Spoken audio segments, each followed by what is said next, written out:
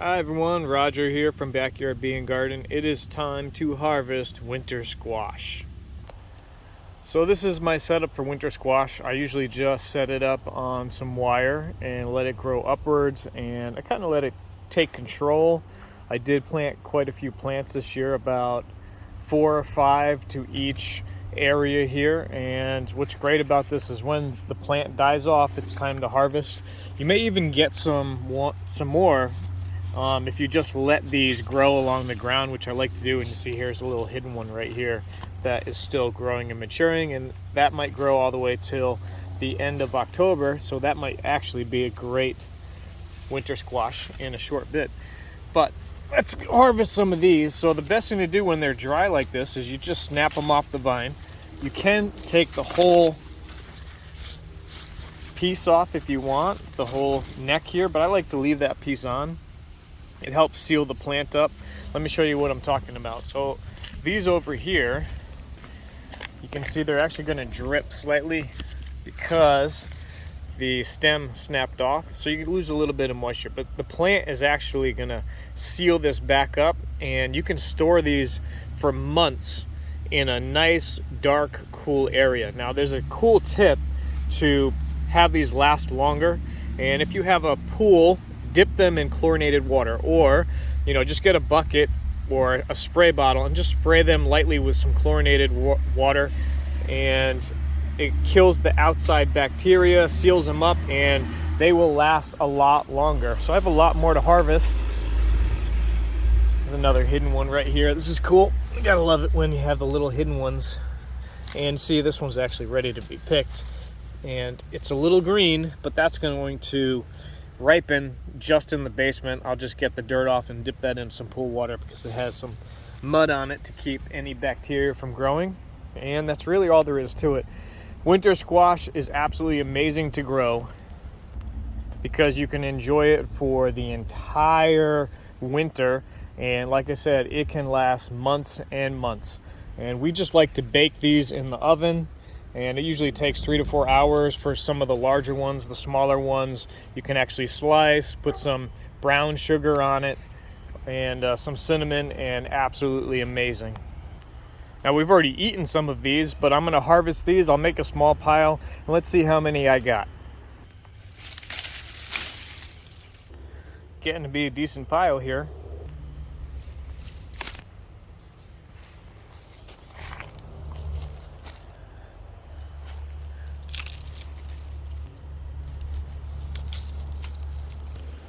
The goldenrod is out, and I know it's a weed, but it's a great plant to have when you have bees, and hopefully the bees are going to be on this. I did winterize the bees today and got them ready, started to feed them sugar water.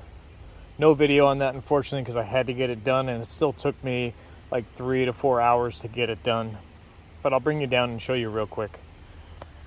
So there we go, about 16. You can see the size of my hand versus the fruit, so you can get an idea of how big they are.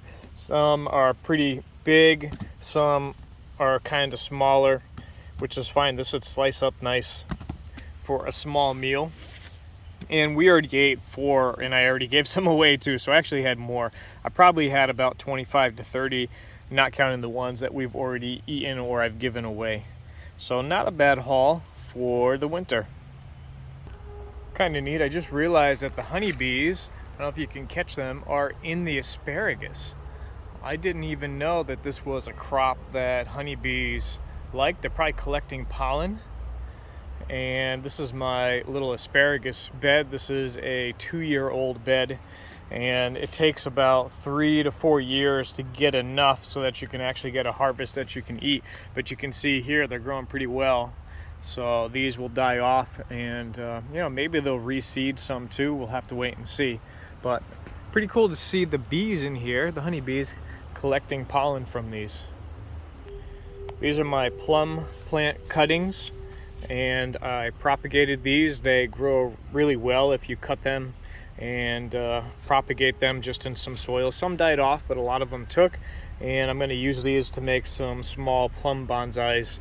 But I have to make sure that they go dormant in the winter because they need a dormant phase So I'm going to just leave them out here until the leaves fall off, and then bring them inside, cover them with a dark shroud, and just keep them in the garage and overwinter them inside. I did get about 6 jars of grape jelly, which was amazing.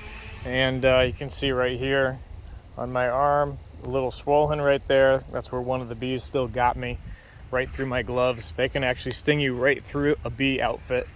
And let me show you down there. So I have some honey supers that I'm having the bees clean up, and they're just all over those, cleaning up the residual honey from a honey harvest. So let me just talk a little bit about my winterization. You can see I have 2 hives that I've basically set up with a full winterization. So you can see I use a wrap. You can see right here I have a hive body here. I have a honey super, and then actually this is a false top right on top that I'm using to feed sugar water. And the same thing with this hive right here. There's my main hive body. That actually is a full hive body with honey in it. And then I have a little feeder on top because I have to make sure that I feed these. This was my nook that I changed over to a full hive, and I stole one of the honey boxes from a different hive. So that actually has a full top box of honey, so that's going to be ready. The queen can then move up into that box over the winter. These wraps do a great job, and you can see this little black spacer right here. This little black spacer has 2 openings, and then I use a piece of insulation that sits right on top. And I'll show you guys that when I go to finalize them with some hard sugar. And it really is the best way to keep moisture from building up and then dripping back down onto your bees, because that's one of the #1 killers of your bees is moisture. And you can see they're all really active, which it's a beautiful fall day, and hopefully they're out collecting some last minute nectar and pollen to build these hives up. Some are strong, some I realized actually didn't have a lot of resources, so it's right now it's feed as much as they can take. And let me show you how I mix the sugar water. It's a super easy way. I know this started with harvesting and now we're back to bees, but it's all fun and interesting stuff.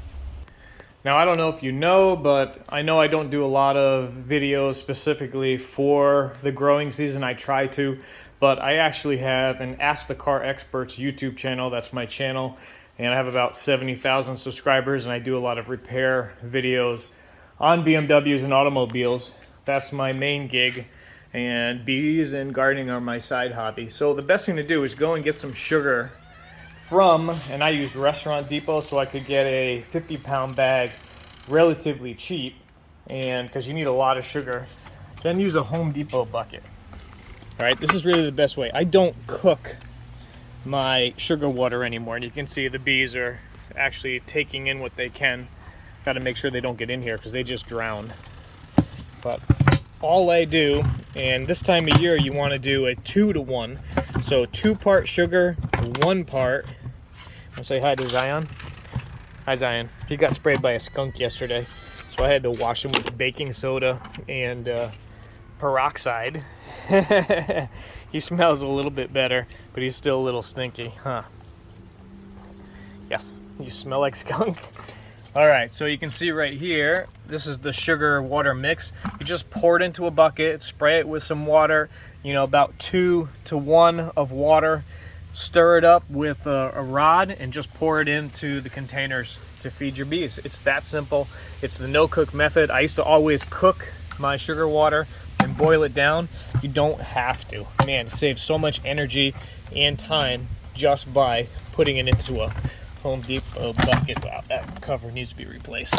Let's grab a different cover because I don't need more drowned bees. They'll drown in the sugar water because they just want it and they'll just fall in. I'm also draining the above ground pool today that my son loves to swim in.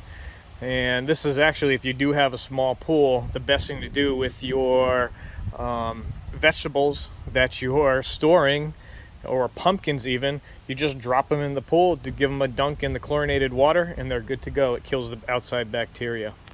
Now this area here is where I have my garlic, and I just have some cardboard down to keep the ground moist and continuing to develop.